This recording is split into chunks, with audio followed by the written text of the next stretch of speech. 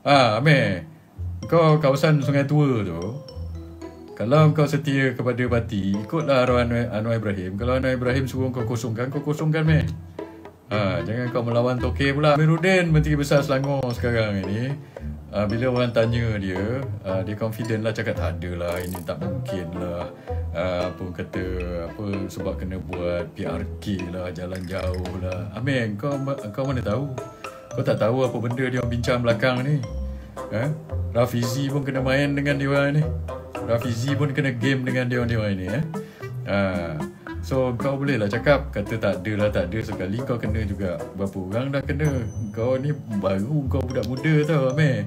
Dulu Tan Sri Khalid pun kena main dengan dia orang ni. Berapa orang dah kena game dengan dia orang ni. Kau cakap tak ada. Esok kau kata kangkang juga, Amir. So saya tak terkejut kalau ada PRK untuk kosongkan kursi supaya Zafrul boleh jadi Menteri Besar Selangor. Kita tengok je lah permainan ni. Kita sebagai pembangkang, kita tak adalah, saya sebagai pembangkang dan orang-orang dalam Perikatan Nasional Pembangkang ke apa, kita tak adalah apa-apa benda seronok sangat ada PRK ni. Pada kita membazir je, sebab kita dah tahu dah dia orang akan ambil satu kawasan selamat untuk dia sama-sama bertanding, macam itu.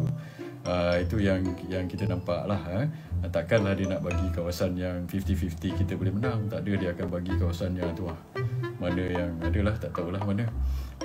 Kawasan yang 60%, 70% Cina atau bukan Melayu ke macam mana itu. Tapi kita tengoklah langkah seterusnya.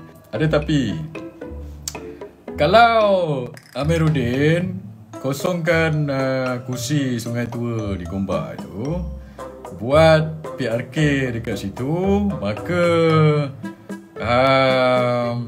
okeylah, kita pembangkang bagus tu. Sebab itu kawasan Melayu tu. Mari kita lawan macam mana Perikatan Nasional pun boleh masuk dekat situ. Tengok kamu boleh menang ke tidak Zafrul dekat situ.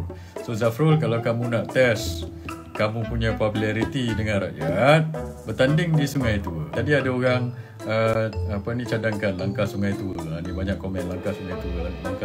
Sungai Tua ni di Gombak. Gombak. Saya saya lama duduk Gombak, saya tahu Sungai Tua itu. So Sungai Tua ini, tak salah saya berapa persen? 70%, 80% Melayu ke apa? Kalau kamu nak betul-betul punya fair fight, pergi lawan dekat Sungai Tua. Tengok kamu boleh menang ke tidak. Janganlah ambil kawasan Serdang ke Puchong ke apa ke benda, itu senang tu. Pergi lawan kat Sungai Tua. Anyway, Sungai Tua tu Amiruddin punya kawasan. Kamu tukar je lah, biar dia pergi parlimen ke apa ke benda, ataupun kamu nak kursi Menteri Besar, kamu lawan dekat situ.